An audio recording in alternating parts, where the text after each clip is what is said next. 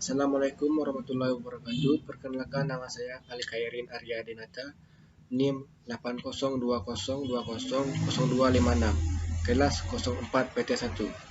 Baiklah, saya akan mempresentasikan kelompok 1 sampai 4. Yang pertama, ragam bahasa.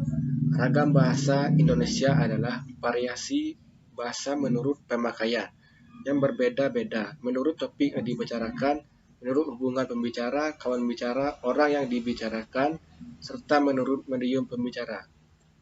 Berikut sifat-sifat ragam bahasa. 1. Baku. 2. Denotatif. 3. Berkomunikasi dengan pikiran daripada perasaan. 4. Kohesif. 5. Koheren. 6. Mengutamakan kalimat pasif. 7. Konsisten. 8. Logis. 9. Efektif. 10. Kuintatif. Selanjutnya, fungsi ragam bahasa. Adapun ragam bahasa Indonesia memiliki fungsi sebagai bahasa nasional. Fungsi-fungsi tersebut adalah: 1. Menyatukan berbagai bahasa di Indonesia. 2. Simbol kebanggaan nasional. 3. Simbol identitas bangsa. 4. Pemersatu antar kelompok atau etnis. 5. Alat pemersatu adat dan budaya antar daerah. Ragam bahasa ilmiah dan non-ilmiah. Ragam bahasa ilmiah adalah ragam bahasa yang mengandung unsur-unsur fakta dan nyata bukti keberadaannya. Contoh ragam bahasa ilmiah berupa karya tulis ilmiah, laporan, makalah, etnis, dan disertasi. Ragam bahasa non-ilmiah adalah ragam bahasa yang tidak mengandung unsur fakta karena ditulis berdasarkan kejadian atau peristiwa pribadi.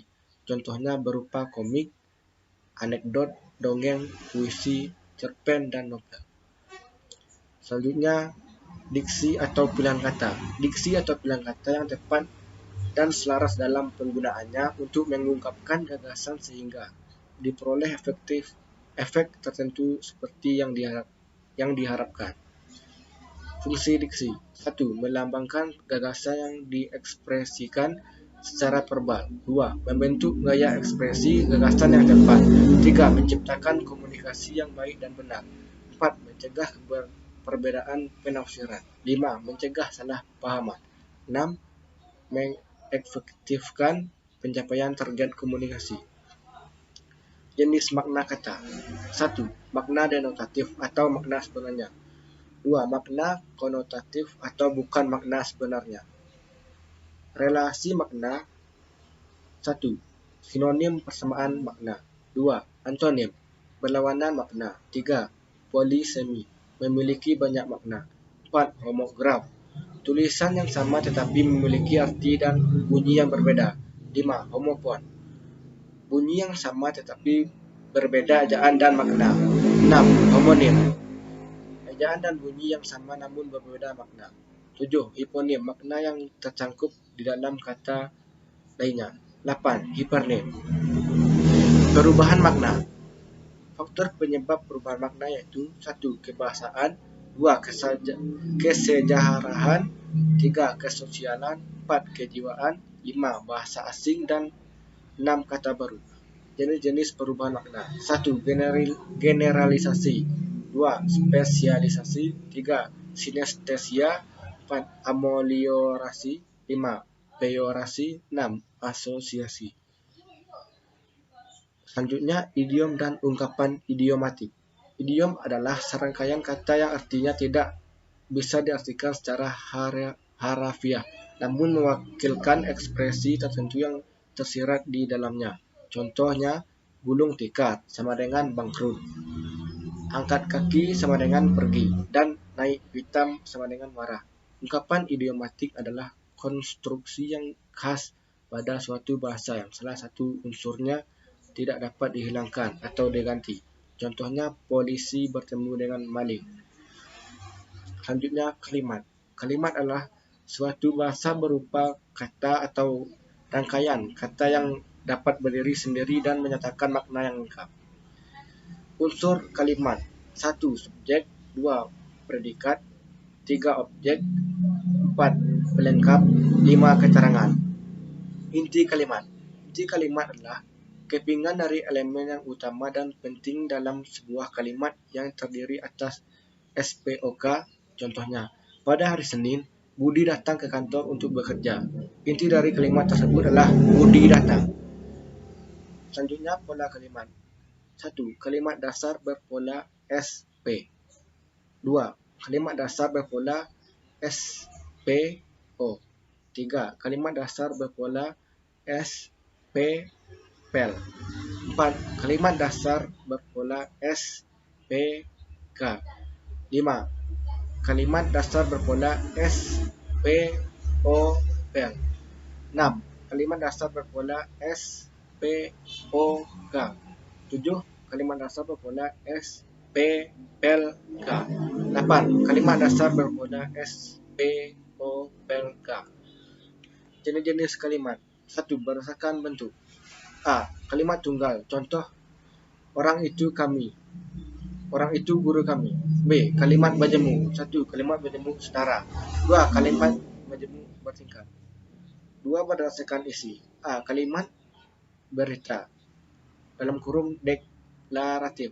Untuk kurung contoh, Agung sedang mengejar pencuri motor. B. Kalimat tanya. Interogatif. Contoh, apa kabar? C. Kalimat perintah. Imperatif. Contoh, segera rapikan kamarmu. D. Kalimat seruan. Contoh, hore, kita menang. Jenis-jenis kalimat. 3. Berdasarkan pengucapan. A. Kalimat langsung. Kalimat yang disampaikan secara langsung tanpa adanya perantara.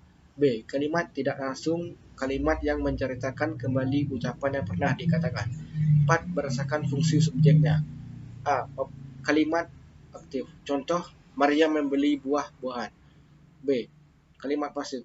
Contoh, Risma diantar oleh Ami. Kalimat efektif. Kalimat efektif adalah kalimat yang dapat diartikan sebagai susunan kata yang mengikuti kaedah kebahasaan secara baik dan benar. Ciri-ciri kalimat efektif. 1. Kesepadanan struktur, kehematan data kata. 3. Kesejajaran bentuk. 4. Ketegasan makna. 5. Kelogisan kalimat.